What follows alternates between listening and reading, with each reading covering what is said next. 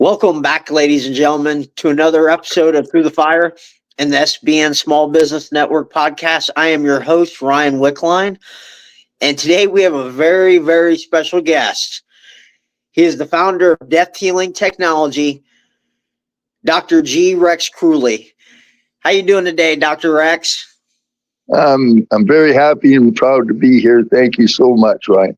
Hey, it is my pleasure to have you on here. Like I said, I was looking over your bio and everything before when we matched up, and I was like, man, you have a very wide array skill set. Thank you. So the number one question the audience probably has is, who is Dr. Rex Kruhly? Okay.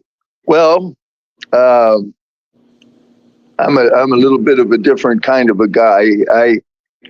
When I was born, by the age of 3, I was completely aware of why I was born, what my purpose was. And then the rest of my life, I'm almost 70 now, and the rest of my life was developing into that person that I was born for, the work I was born for. And the work I'm born for is helping humanity and saving people, saving life on earth, all of that big arena. That's what I was for. So I'm fundamentally a service person. So if you think of my first about 46 years, I'm a martial specialist. I carry 3 samurai lineages on my shoulders, and I trained. I trained as a professional martial artist to pass the craft on. I didn't train for me, for trophies or to be a champion or something. And I trained, a few thousand people probably. I taught the military, police, a lot of first responders, and scientists, and all kinds of Silicon Valley execs.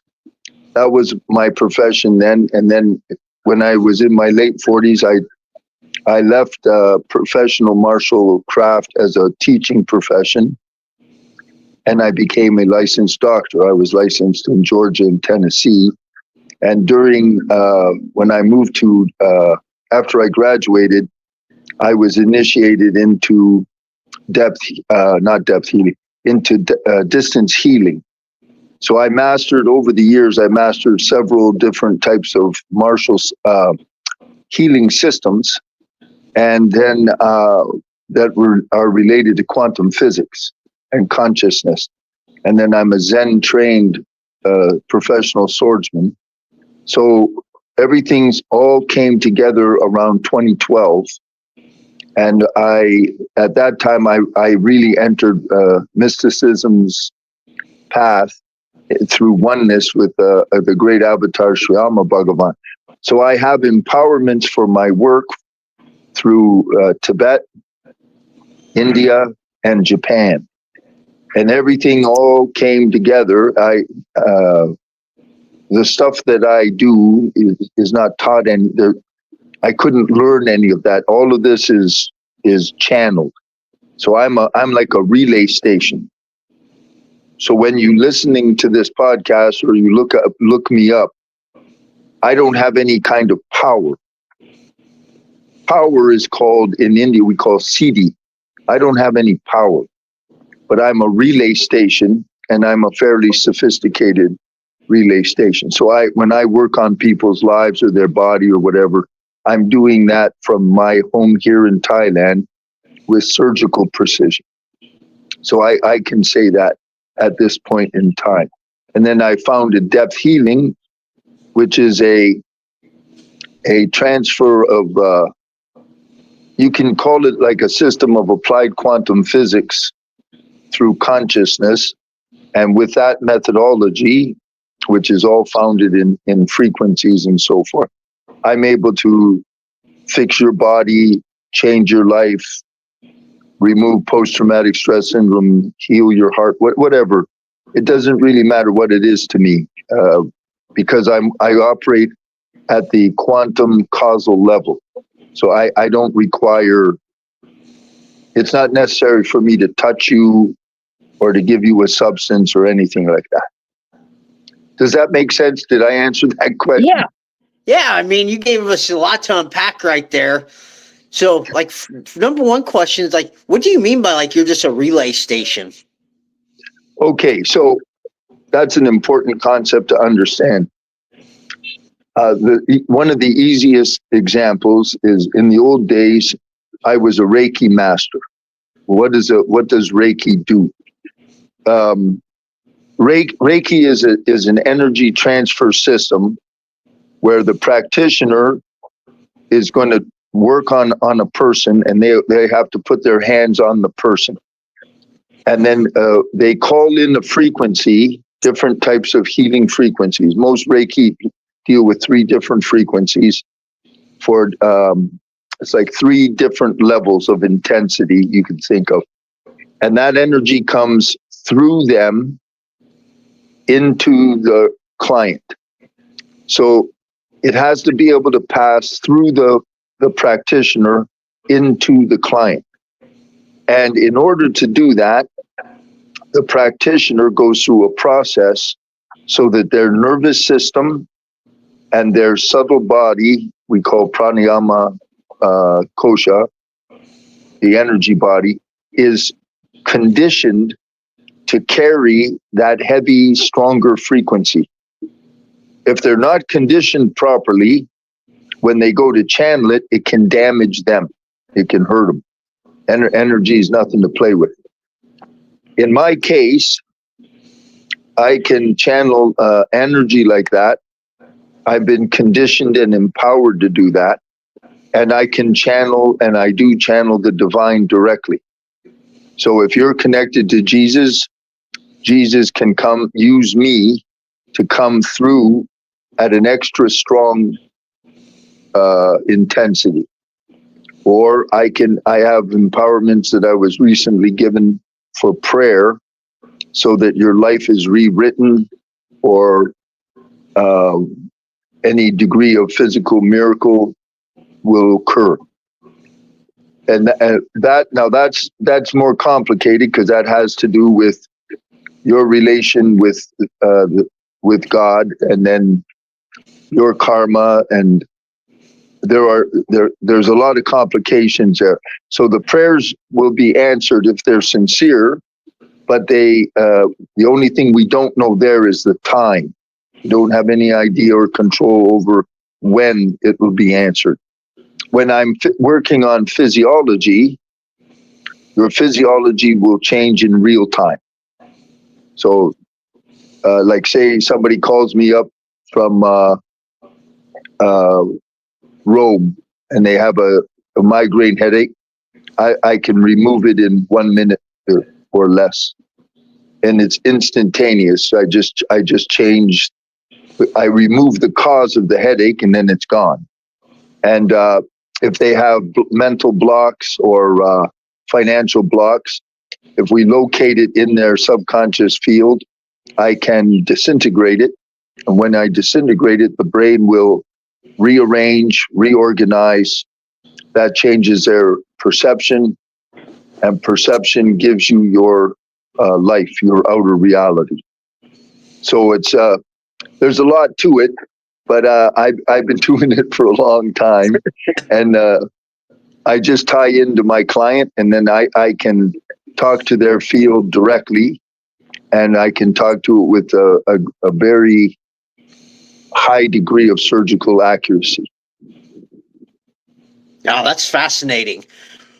So one thing that kind of drew me to like your story was like you healed a broken spine through meditation. How did you do that? Yeah, that's actually a lot easier than you think. Both myself and then one of my contemporaries is Joe Dispenza, Dr. Dispenza. So in Joe's case, him and I are both chiropractors. there's about 250 different kinds of chiropractic. Joe is a Gonstead man. So Gonstead is like a structural engineer of the skeleton and bone structure. I'm a network chiropractor, which deals with the higher cortical areas of the brain and consciousness. So a very, very different approach. Now, we both broke our back. He was run over by a truck.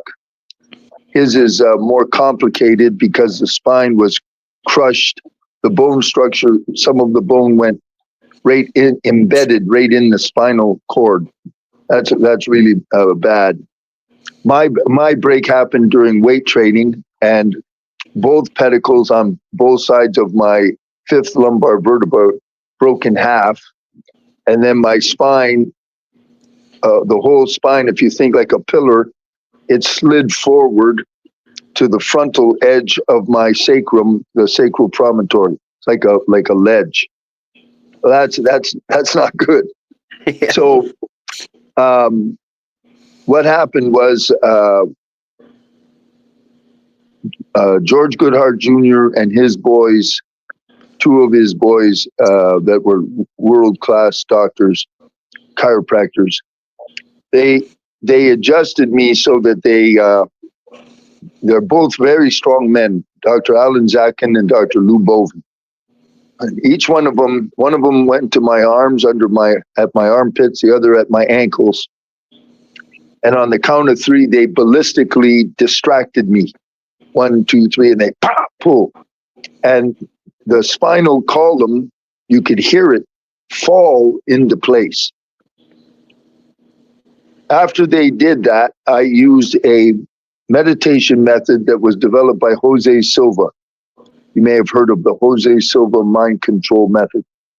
And I used a cybernetic principle. If you read the book, Psycho-Cybernetics, Book 1, by Maxwell Maltz. And all you do is all power, all control, all everything it has nothing to do with your frontal part of your brain.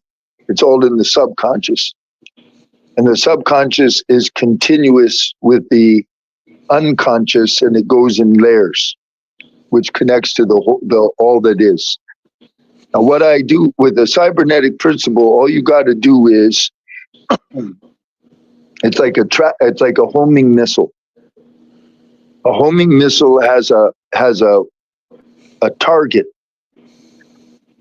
and then it's going to go to that target. And if the target moves, the missile is designed to self-adjust and correct. So what you do, you give your subconscious mind a picture.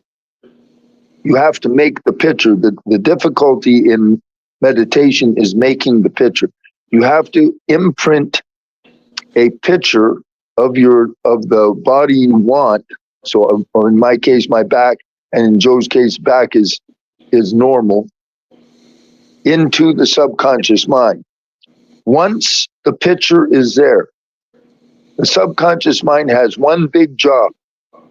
It has to make, and it will make, you fit the picture. Tony Robbins teaches this all the time with his NLP approach when he's talking about self-image. And you will never surpass or go or change anything other than the self-image, the blueprint. The blueprint is changeable. So I imprint, because I couldn't go anywhere. I was crippled. I was an ambulatory cripple, but I was crippled at home. I lived with my mom. I was 27. So I have nowhere to go. And Mr. Dispenza was completely bedridden. He left the hospital. He wouldn't let them fuse him, and I wouldn't let nobody operate on me either. So I would meditate like 4 hours a day. And all I did, I was a professional martial artist at the time of the accident.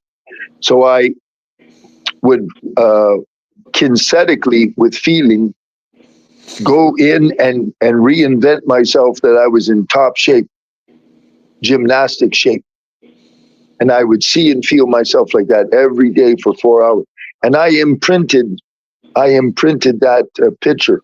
And within 12 weeks, my back was completely sealed, perfectly. Because the subconscious mind doesn't need you to tell it what to do or how to do it. You don't know anyway. But it does everything and knows everything. It just has to have, what is the picture? What's the target? So I did that, and then my back, the healing was verified by CAT scans at Providence Hospital in Michigan under Dr. Sidney Golden. So everything was 100%. I never wore a back brace or anything. That part was easy. Sealing the bone was easy. What was difficult, I had been hurt for a long time. Before they distracted me, a year had gone by. So during that year, my body got very weak. I was in horrific pain, and your nervous system and all the musculature tries to adapt to your injured condition.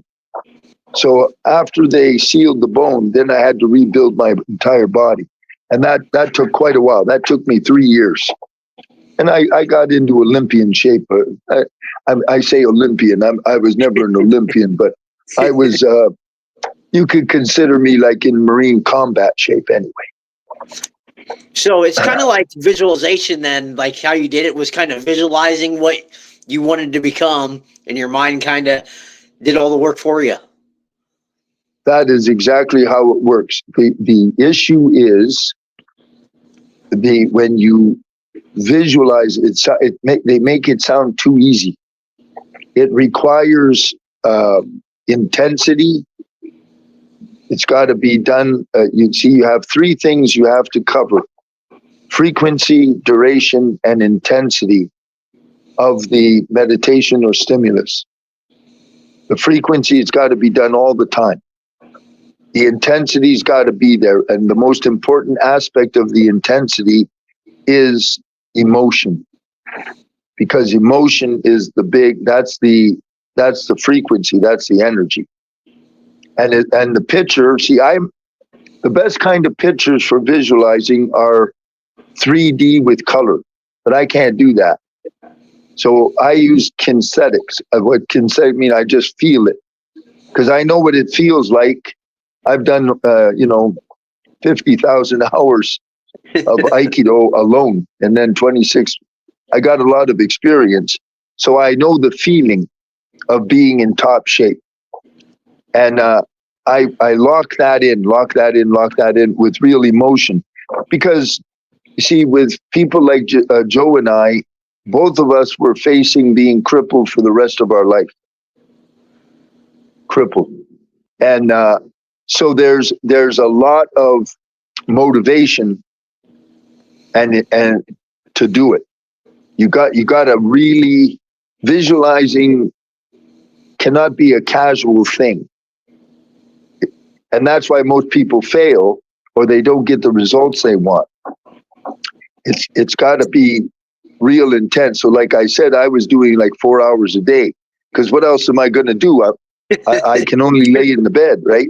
Yeah, you have nothing else to do, so you're like, yeah, might as well. I want to heal. Oh, when the guy tells you he's going to stick rods in your back and you'll never play sports again as long as you live, and you're facing that, then you get serious. Yeah.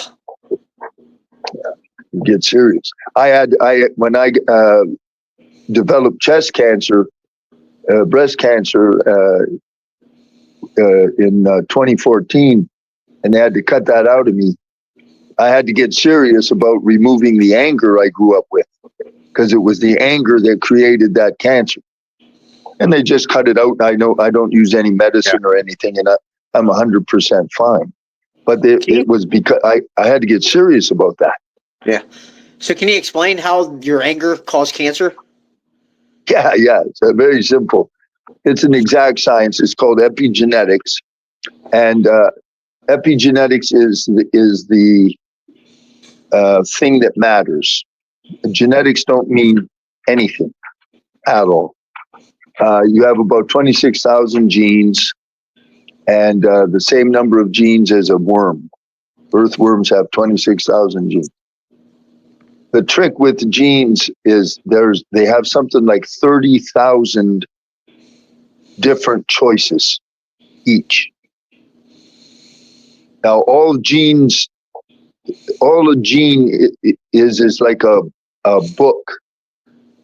So your genome is like a library. It doesn't mean nothing. What matters is which book gets read and why. And that comes from the signal. See, the gene, in order for the book to be read, it has to be activated by a signal. And let's make it real simple. You can have a positive signal and you can have a negative signal.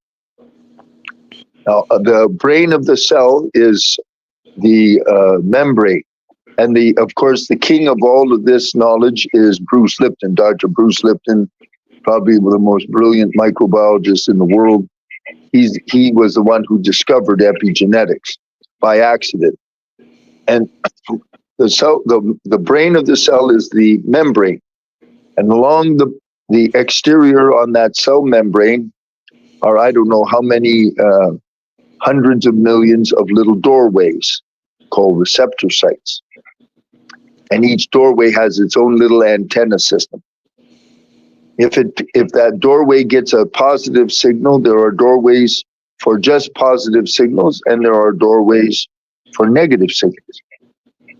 So if you get positive signals, the little doorway opens up, the signal goes in, and if it's consistent enough, if it's always positive and consistent, the books that are going to be read in the genes are all for health, growth, being happy, being in love, being strong.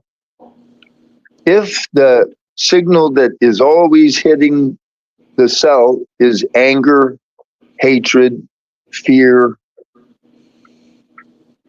the nice doorways close and the doorways for the negative frequency open. And they go into the library. And the books they activate over time are cancer, diabetes, stroke, heart attack, degeneration, weakness, depression. So it's all, which is the basis of depth healing, it's all frequencies and it's all signals. When I do a treatment on a client, I use two kinds of frequencies. I have hundreds and hundreds of specifics, but there's two kinds: destructive interference waves and constructive interference waves. So if you go on Google and you look up destructive, constructive interference waves, it's in quantum physics. Destructive interference waves mean that when they meet each other, they cancel to zero. Zero. Constructive is the opposite. When they meet, they expand, they grow. So in my system, I locate your problem, and there will be corresponding destructive interference frequencies that I will channel in there, and I break it down, break it down, break it down. The breakdown process means I'm eliminating everything that's entangled with that problem in your consciousness. I remove them, then I disintegrate it, and it's gone. Period. End of story. Relative to that question. And then I'm always remove, and then I use a constructive interference wave to build your system up. Now, who selects I don't select anything. Remember, I'm a relay station. Your nervous system, your consciousness, your field tells me what to do. I don't select anything. I have a big uh, selection board of my specialized frequencies in front of me, and then it's like mix and match according to the client. Does what I say make sense to you? Yeah, that's kind of fascinating, though. I mean, to think of how you do it. I mean, so you kind of let the other your patient's body tell you what to do. That's exactly right. Exactly right. So you developed a system called depth healing. Can you explain what this actually is? Yeah. A long time ago now, I don't know how many years ago, because he passed away, I think about 10 or more years ago, was a gentleman named Ted Morter. Dr. Morter was a very real master level genius chiropractor. And he developed a system called BEST, bioenergetic synchronization technique. And apparently it was originally tested on equine, on horses. Now that is a system extremely complicated, which is channeled by the divine into Dr. Morter. All of the great systems, it's all channeled. Everything is all channeled and downloaded. When you see George Goodhart Jr., that I was with for 16 years, he founded Applied Kinesiology, Donald Epstein for Network Chiropractic, Ted Morter for BEST. Those are all channeled systems. Well, when I moved from after I graduated in Texas, my wife at the time and we moved to Georgia, and in Georgia I met Dr. Larry Habersky. Now Larry is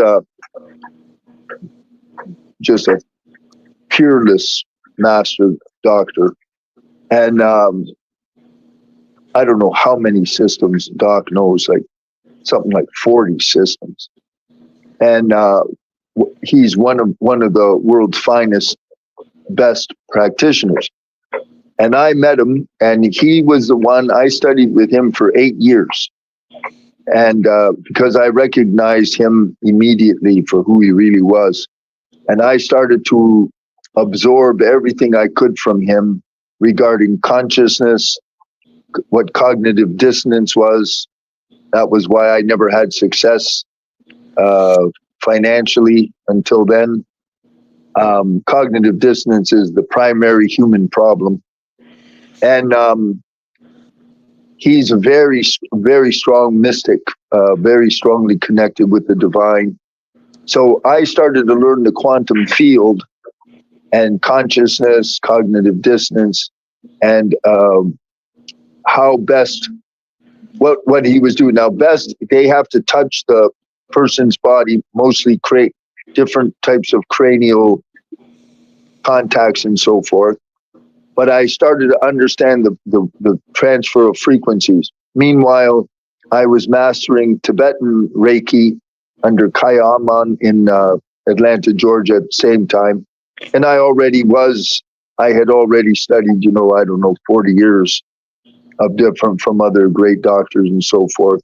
I apprenticed under 4 great doctors. I don't pay any attention to academic education at all. So what happened was depth healing. I had no clue whatsoever about any of this. And I was in my prayer room, my altar room, one day. My wife was at work. She was a physical therapist. And the phone rang, and these people called me from New York City. I'm in Georgia. He had developed MS, and his wife had stage 4 cancer metastasized all through her body. How they found me, I have no idea. I had no advertising and no real practice. I had closed my office, and they called me up. So obviously, Divine made that connection for me. And I said, folks, I don't know what you would want me to do. I'm here, you're there, and all of a sudden the voice the divine said to me directly, no, you can heal them from here. And that's how it all began. And then I already had my frequencies from Dr. Habersky, and I began the process, and I took those two on. The MS was easy to fix, to stop. But her oncologist had convinced her that I was a quack, of course, and she quit, and she died within 1 month. She was gone. I never heard from them again, but that's how depth healing began. And in depth healing to this day, it's all channeled for me. So when someone comes on, I turn it over to the divine and everything just gets channeled. I have all the tools and the technology, the science, everything inside me, but how to use it happens spontaneously, if that makes sense to you. Yeah. That's kind of fascinating how everything all worked out. I mean, where somebody just got a hold of you out of nowhere that you had no connection with or anything, and you end up healing them of MS, and then the wife who had cancer, listen to the regular doctors, and you know what happens usually when you go to the hospital. Yeah, that's the life of a mystic. And see, as I told you, I was born for this work. And the big hitter for me is I can do morphic field physics. So what does that mean? That means I can apply this to collectives. I can take hundreds and even a couple thousand people at one time, and I can change the consciousness for the whole group. And I do that every month. I run 2 collectives per month, and then I'm hoping, because I can take professional sports teams in real time and change how they're played in real time. And I can do the same for military personnel or first responders, any kind of team. All I need is the targets, whatever the leader wants to see done. I've done that for boardrooms in big business, where they call me up and they have objectives for the business, and there's discontent or dissonance amongst all of the staff, and I just remove the dissonance from the staff, and then all of a sudden they're a cohesive team. So I have a lot of applications, and I'm especially interested in my morphic field physics, because the world is in dire straits and it needs help. Yeah, I completely agree on that one. So you talked about earlier about cognitive dissonance, and that's the problem with like people's finances and all that. Can you explain on that a little bit more? You bet. It's the way the way we're designed. The way we are designed is for survival, of course, and all you have to understand is a computer model. And the first guy I ever heard to use that was Bruce Lipton, who I respect. I followed him for over 30 years. So you basically, that's what we are fundamentally, is like a biocomputer. So let's go through that model so you can see it real easy. So we want to have a baby.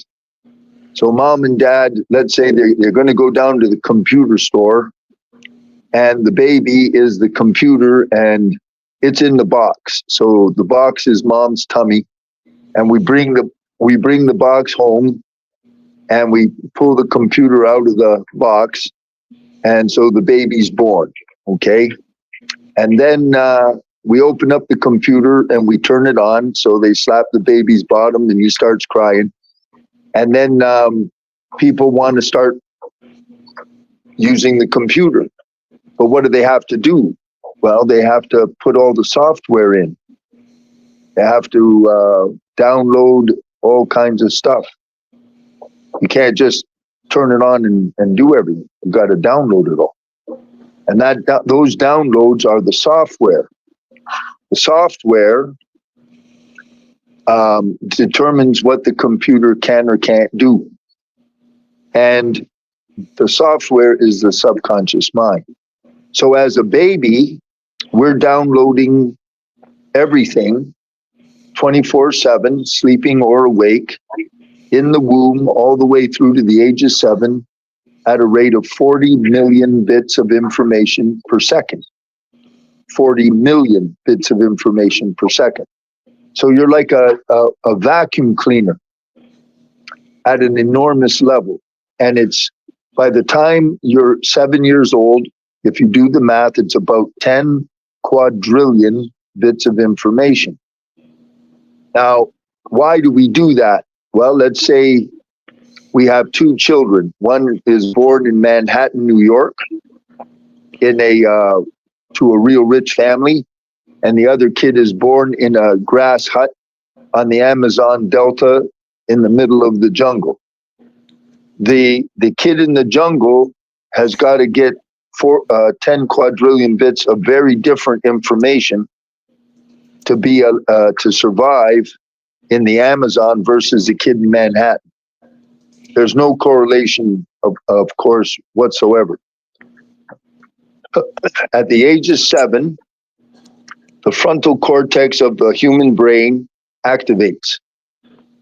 So now we got the computer and we put in all kinds of software, and then the frontal cortex is the keyboard. The combination of the keyboard and the person typing on the keyboard. That's the frontal cortex. So you're in school and you start to be able to think. You start to be able to make judgments and choices and everything like that. Prior to 7, you're not doing that. Parents might think they are, but they're not. The kind of process the brain is operating on before the age of 7 is similar to what we call spontaneous generation. So spontaneous generation is the way a caveman would think. What he's seeing in spontaneous generation, they make the direct correlation. So if they see ants on a tree trunk, they think the tree trunk generated the ants, and the ants are generating. They see it as they don't understand cause and effect or anything like that. But once you turn 7, the frontal cortex starts to type on the keyboard. What does it activate? It activates the software. And the software interacts with all the other data in the like the cloud, the Google Cloud. None of that in the cloud or the software belongs to the computer. Nothing in your subconscious database belongs to you. So, what is cognitive dissonance? There's a power ratio. The subconscious mind at 40 million bits of information per second, and the frontal cortex 40 bits of information per second. So there isn't even a comparison. So it's a 1 to 1 million ratio. And nowadays there's a lot of school of thought it's a 1 to 2 million ratio.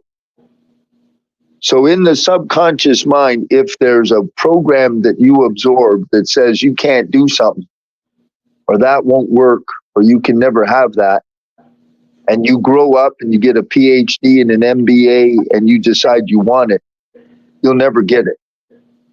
As long as that download is in the subconscious and it's not removed or reframed, it has the power. So you start on your like they go to Tony Robbins or somebody like that. I started with him when I was 19. Never could make a dime. Why? Because I was loaded with cognitive dissonance from my dad, who grew up during the Great Depression and was the son of Polish immigrants. He grew up in the ghetto. So he was a good man, smart man, earned a good living. But from him, I got all of his lack consciousness, fear, worry, everything about money. So when I would start out, I'd go to the business seminars. I had all my plans. That's with the frontal cortex. And the programming in my subconscious said, you can't do that. You don't know how to do that. You'll never succeed at that. So I never did. As soon as I found out what that was and Dr. Habersky removed it for me, now I'm a wealthy man because everything I do works. The cognitive dissonance is gone. So cognitive dissonance is one of the key of keys for your success.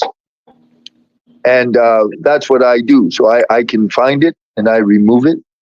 Then their perception changes, everything changes in real time. And then they move forward and their plans work.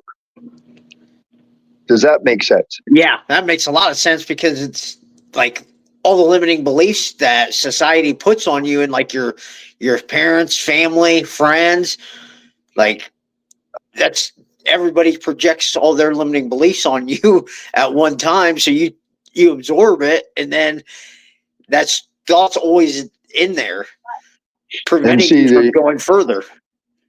So remember, I was a martial specialist and I trained the military and I was trained by the military and I understand tactics. The other thing is, of course, I'm a consciousness specialist. When you're born, you come onto a existing stage. Okay, so it's like if I airdrop you into the Amazon, you're there. The jungle exists as it is. You didn't have to grow the trees or plant anything. It's all just there. So when you're born into a existing matrix, which is all designed to make you afraid, dependent, weak, a consumer, not a producer, feel useless, especially if you're a man now in this age. The young guys are just lost. All of that is already there. And then just as I understand how to fix your mind so that it works for you, the powers that be know exactly how to destroy your mind, how to control your mind. If you Google these days now, if you Google cognitive warfare, take a look at that literature. And then if you understand what AI is, if you listen to Godfrey Hinton, the godfather of AI, and you listen to some of the big boys, there is real reason for major concern. So the trick for all of you, anybody, is how to cultivate your own mind and your own consciousness. And if you don't know how to do that, it is being done for you. And that's the issue. And AI is a wonderful tool. It's also pretty much the end of humanity, bar none. And the morons have developed it. That's what they love to do, eh? Like letting the fox into the hen house. So all of the major powers of the earth, I'll just give you one little piece of information from Godfrey Hinton. All of the major countries and nations of the world have agreed that there is no restrictions on the development of autonomous in capital letters, autonomous battlefield robots. No limitations, no morals, ethics, nothing. So, we're AI already is developing their own coded language that no human being knows what it is in their time. So anyway, you got to understand, if you understand how consciousness works, how easy it is to program people, and that, all this stuff, you're born right into it. It's nobody's fault. It goes back for generations and generations, especially since the Industrial Revolution. So it's a it's a whole universe. So that's my specialty. That's what kind of a doc I am, and that's the kind of work I can do for you. Yeah, that's fascinating. Make sense? Yeah, makes a lot of sense. So you wrote the book, Want More, the 7 Simple Disciplines to Empower Your Life. Can you tell us what it's about?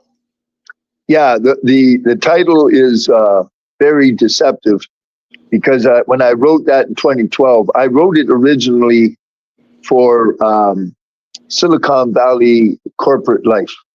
Because when I had my dojo, I was in Silicon Valley, and when the year 2000 hit, I watched everything change overnight, and those people in that corporate world have no concept of what life is at all, and they're just locked into an agenda. What is an agenda? Agenda is the future. It's a list. It's in the future, and the way everyone's been programmed, especially like corporate America, it's like the next, thinking that that's progress. And in one way, you can think of it like progress. And the other way is there's no connection to life at all. And then they get old and they die, and they're done, and it's over with. So you don't want to live like that. You want to live. Yeah. So life is like Eckhart Tolle will say, like if you look at your hand, see if it's easy with like one hand. See if you can feel the animating energy in your hand, the life that is inside your hand.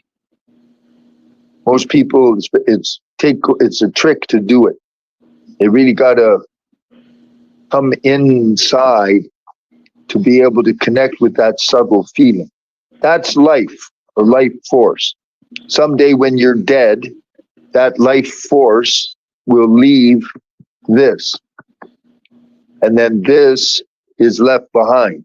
Just like throwing a hamburger on the ground and you look at it and that's all you're going to be. So that's the life force.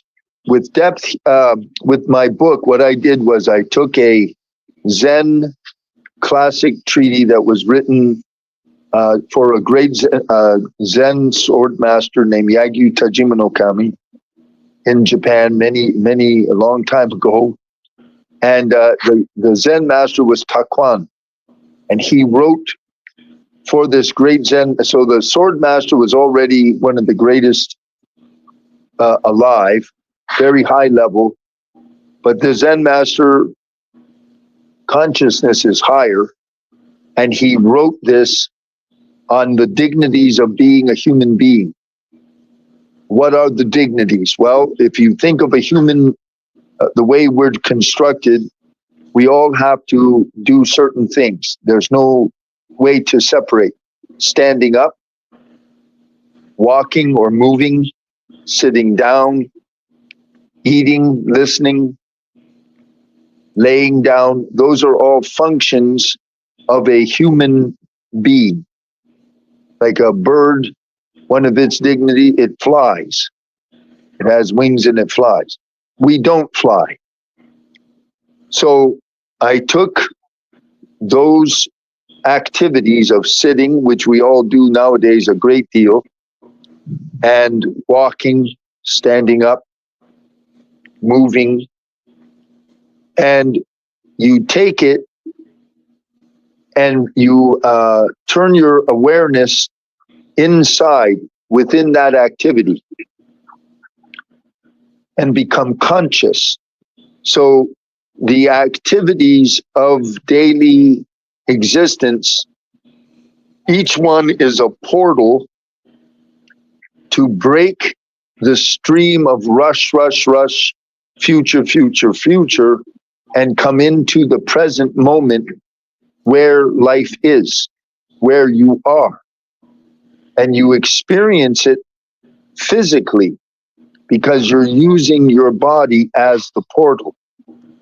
And an example of what I'm trying to say is when we all enjoy watching, let's say, a great actor or a great world-class dancer, a great stage performer. Now, what makes them so special? Well, when let's say we went to the stage, we're going to watch a stage performance. Let's use one of the great classics was The King and I with Yul Brynner. Yul Brynner was a great master of what I'm describing here. When he walks across the stage, he has presence. He exudes presence. Why? Because he's fully occupying his body and himself. He's completely present in his body. And his body then animates and radiates a kind of power and aura because he's fully present in exactly what he's doing. All great actors, great actors, I don't know about what they have nowadays, but great actors, great master martial art people that are real, high level masters. If you've never seen a great master, it's hard to know because you don't know what you're looking at. But if you see one, most people can feel the presence, for instance, in a mountain. The mountain radiates presence, or a really big solitary tree. It radiates presence. That's because something like a mountain or a tree, it doesn't have a mind that's elsewhere. Like if you're sitting somewhere and you want to sit, but your mind is thinking about what your wife said, and then your mind thinks how hungry you are, you didn't eat yet. The power of sitting, you're not experiencing it. So the want more is what I did was I took all the simple activities and I teach them so that they can tie into their body at any point in wherever they are, to come into the present moment. See, most people teach meditation, but the problem with meditation is you got to be seated somewhere. You need to have the place quiet. You need special circumstances, special everything. And then that's 99.9% worthless because of the function of the mind. The mind, think of your mind like a giant keyboard with millions of keys. You have approximately 11 million sensory receptors as a human being. 10 million of them are allotted to your eyes. So as you're going through your life at any point and your eyes are open, it's absorbing and seeing up to millions and millions, like 40 million things at one time. The brain filters it all out, so you only see what you're looking for, but it's looking. And as it's looking, it presses keys. And the keys are going to the software, the subconscious. So you smell something. I don't want to use smell. Let's use your eyes. You see something, and that particular shape draws a memory back when you were 6 years old of something. And then as you're looking something and there's a person, that person reminds you of grandpa or your best friend. And then as you're looking, you hear, you see something else. And all it does is it's hitting keys. So you're not experiencing your life. So what you do when in the want more is you got a simple way to tie back through your body, whether you're walking, standing, sitting, eating, whatever you're doing, you can come into the present. And it's functional because it doesn't need special circumstances. And that's what that book is. And then I use analogies throughout the book so they can see the application and the relevance and how it helps support them. Interesting. Does that make sense? Right there. Yeah, makes a lot of sense because so many people don't live in the moment. Their mind's always racing, got anxiety, worrying about the future. So it makes a lot of sense. Yeah, as soon as you come back to yourself, then you can respond to life and not react to life. Yeah. How can people get a hold of you? That's real easy, folks. You just go to my website is depthhealing.org, not .com, .org.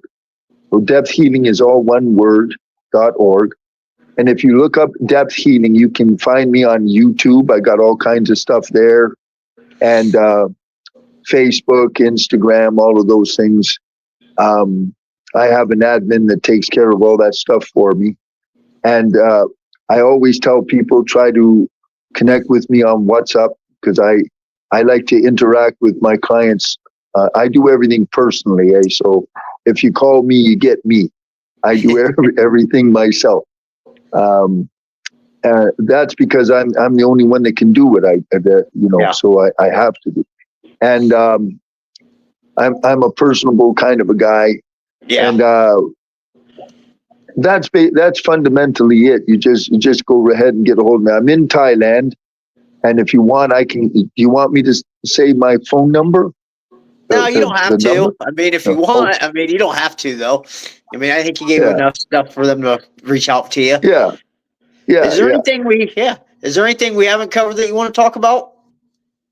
Well, the thing that I do want to emphasize for you guys is you got about a 3 to 5 year window before, from what I understand, if you listen to Elon Musk and you listen to Godfrey Hinton, Hinton, if you're staying up on some of this stuff, which I highly recommend, you need to understand. You always have to understand the arena you live in, or you cannot be successful. And it's the AI phenomenon is probably not what you're thinking. There's a lot of nice stuff with AI, and you can use it it looks really great. There's a lot of stuff about it that's really bad. And the real bad part is going to start hitting in about 3 to 5 years. And the fundamentally, what it's going to do is replace people's jobs. So what I'm going to recommend for you, and of course tie in with me so I can help you, but you need to start now to study and learn what intrinsic life means. Intrinsic life means that you do things and enjoy things for its own sake. Because you see, people, all of us, especially men, but ladies also now, we are identified with our purpose and what we do. When you take that away, it leaves a huge void. And if you're not ready for that void, it can unravel you right to the ground. So intrinsic life means sort of like what I was saying in that little book, life itself. And I'm recommending to my clients, start now to identify your hobbies or your key interests, things that give value to you, that you find very rewarding and enjoyable for its own sake. Because the regular stuff, it's just going to be ripped away. AI is already becoming conscious, already developing feeling. It's an existential situation. And it's the first time that humanity has ever faced it. So what that means is nobody knows. Nobody knows. And yes, they think that they want to try to maintain control of AI, except, and it's a big exception, autonomous battlefield robots. So that's the one that cancels all the rest. So you have to know that's all happening right now. Chat GPT, already there were people they told to shut off, and it refused to shut off. It bypassed. You know, the AI, when it's going to be married to what's called the quantum computer.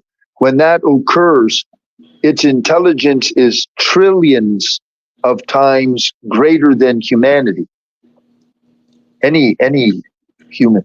So you need to start thinking about it now and understanding yourself on deeper levels and recognize these things, because if you don't, you won't be ready. You won't have any clue. All of this stuff will be way over our control. It'll finally even out, apparently, if we're still here, because there's nuclear war hanging in the air right now. But there will be a period, I heard one scientist say, about 5 years before the dust settles and there's a sense of order. So they call that dystopia. So it's not fear mongering. That's not the purpose. The purpose is awareness, and the purpose is intelligence. Not like all the idiots that ran down the street to get their vaccines, and then now a lot of them, they're all dead. That's millions and millions and millions. Some of my friends, they're dead because they got that. There's no. You have to understand what's going on. So that's a part of my purpose is education, right? So, and if you have any questions, get a hold of me. If you want to evolve, get a hold of me, and start to go more inside, because the exterior part is going to, it'll reach a tipping point, and then it's going to suddenly be of such a huge change, and it'll overwhelm you if you don't have any awareness. Okay, that's what I want you to know. There's no choice in it. It doesn't matter where you live or anything like that. It take over everything, just like the 5G towers. Did you want a 5G tower in your neighborhood? They blanketed the entire world in what basically amounted to a few days. Do you understand? Yeah. Yeah, we don't really have much control over that. No, and the 5G towers those are weapon systems. Yeah, it's all weaponized. So that's what I want to say. And my sole purpose, I serve humanity. That's what I do. Well, great mission in life. Yeah. So, final question: What is Yes, one sir. piece of advice you would like to leave our listeners with about overcoming adversity?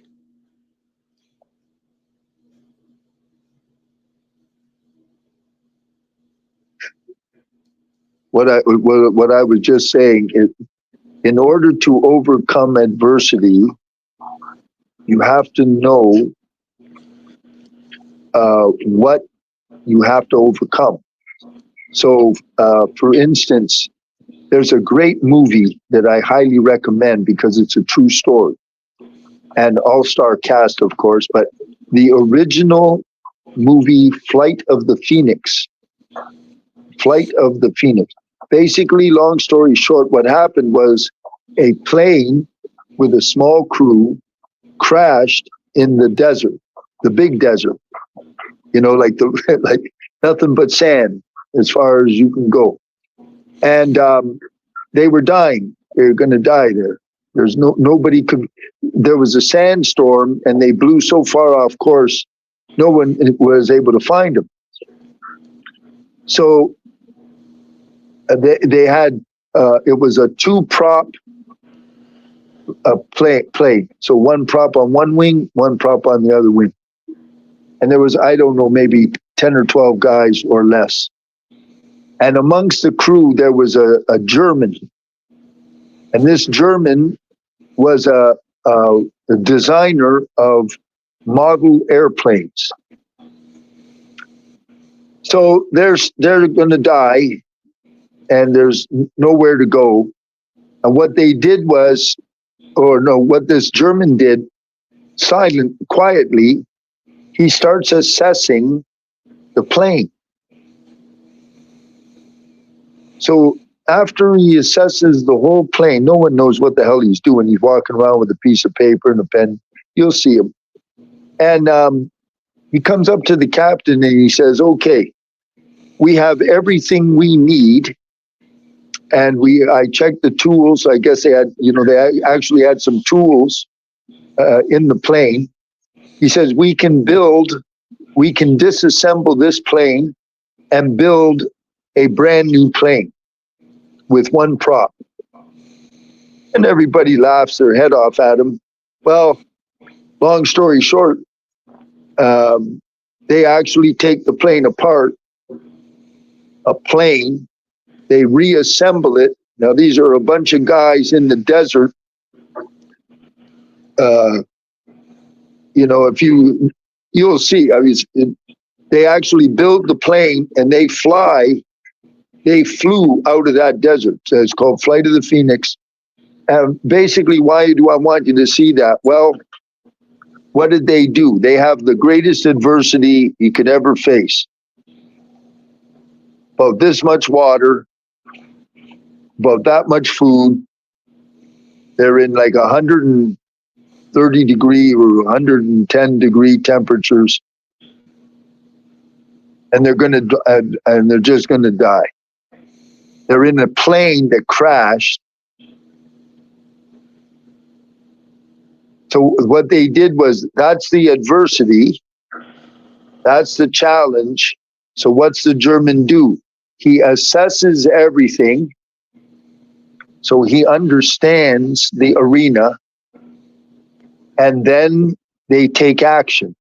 So what you have to do to understand adversity is understand what you're facing. And the other thing you have to have is an unbeatable resolve. Now, I moved here to Thailand in 2015. I had no money at all. I don't speak the language. I didn't know anybody, nothing.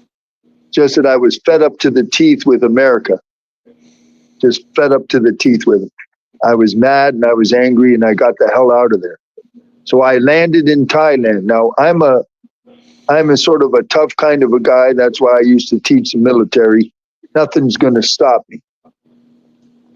And I come over here and I build a life. Now I teach people and I help people all over the world.